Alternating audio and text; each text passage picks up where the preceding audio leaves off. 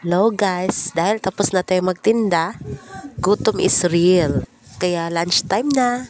At ayan ang pater dito sa amin. Isa ito sa mga Muslim food dito sa Iligan City na talaga namang napakasarap kahit napakaanghang. Sulit na sulit sa halagang 25 pesos. May rice ka na at ulam pa.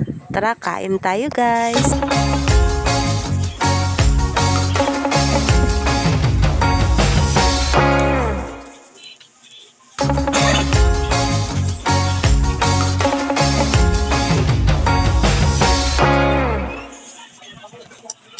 Sa negosyo guys, dito real talk lang tayo. Hindi lahat susuporta sa'yo. Hindi lahat ng kaibigan at kamag-anak mo bibili sa'yo or susuportahan ka sa negosyo mo.